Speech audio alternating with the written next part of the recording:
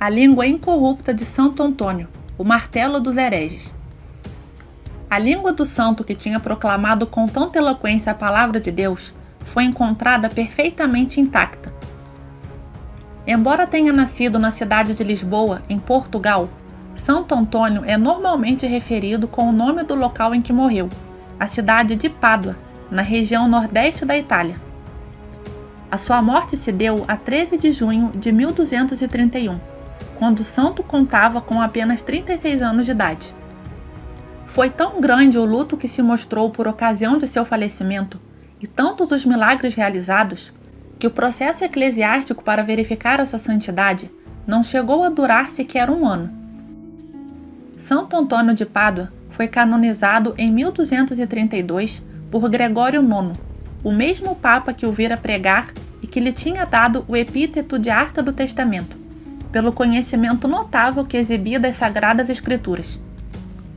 Se permitíssemos privar da devoção humana por mais tempo aquele que foi glorificado pelo Senhor, pareceria que de algum modo lhe tirávamos a honra e a glória que lhe eram devidas, disse na ocasião o sucessor de São Pedro. Nesse mesmo ano, os confrades do santo, ajudados pelos moradores de Pádua, começaram a erigir uma basílica em sua honra. Em 1263, seu corpo foi transferido para o lugar na presença de São Boaventura, então superior dos franciscanos. Quando o sarcófago foi aberto, a língua do santo que tinha proclamado com tanta eloquência a palavra de Deus foi encontrada perfeitamente intacta.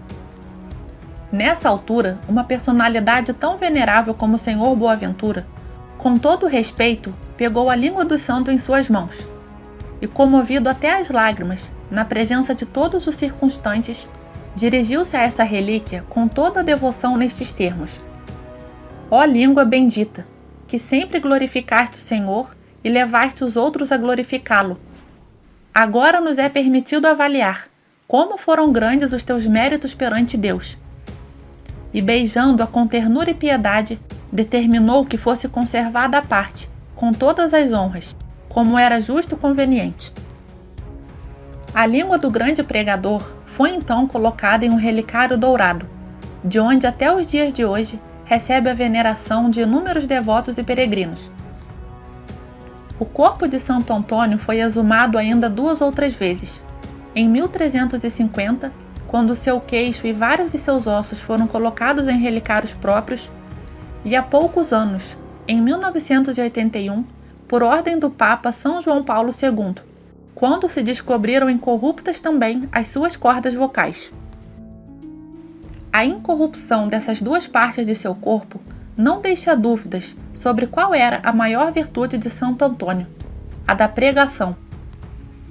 Esta virtude era nele tão resplandecente que não havia olhos que não a vissem, diz um de seus biógrafos. Tantas almas levaram a Deus aquela língua e aquelas cordas vocais, que certa quaresma, que ele tinha decidido dedicar à pregação cotidiana e ao confessionário, quando refazia com o benefício do sono os seus membros fatigados, atreveu-se o diabo a apertar com violência a garganta do homem de Deus, e depois de a apertar, tentou sufocá-lo. Uma clara mostra do perigo que o demônio vislumbrava no uso de sua voz. Antônio, por sua vez, depois de invocar o nome da gloriosa Virgem, imprimiu na fronte o sinal da Santa Cruz, e, afugentando o inimigo do gênero humano, imediatamente experimentou alívio.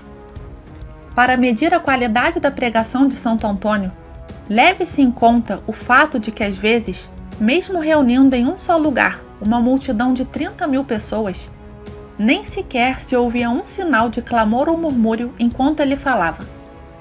Pelo contrário, num silêncio prolongado, como se fora um só homem, todos escutavam o orador com os ouvidos da mente e do corpo atentos.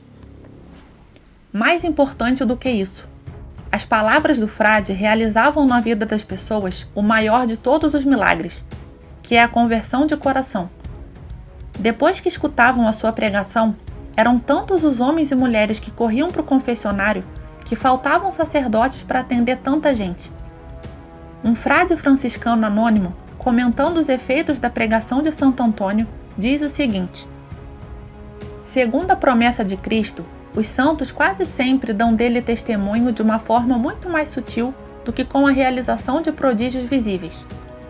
Por exemplo, quando anunciam com convicção a palavra de Deus, ou com a perfeição da própria vida, mostram como se deve proceder.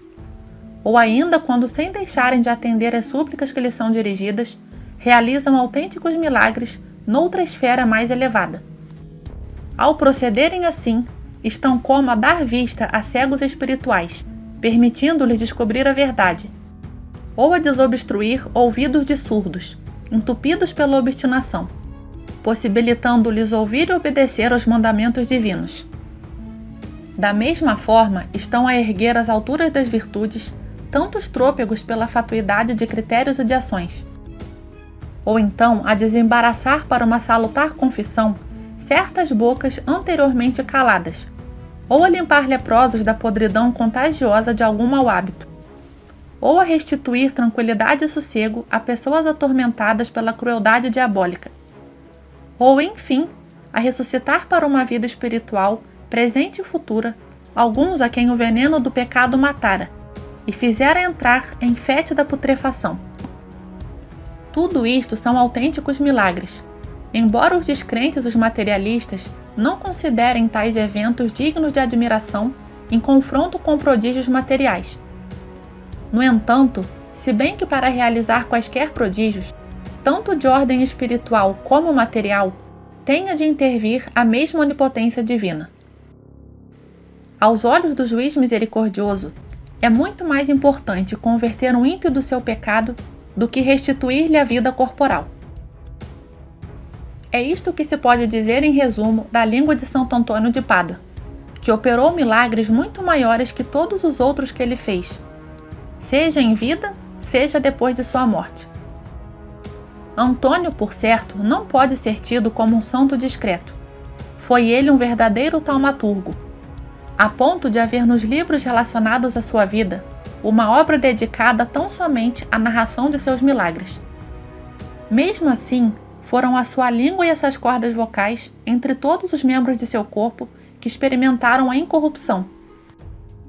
Com isso, Deus quer nos mostrar que muito mais do que multiplicar pães, curar enfermos e ressuscitar defuntos, a grande obra dos santos como Santo Antônio é espiritual, levar as pessoas à conversão e à mudança de vida.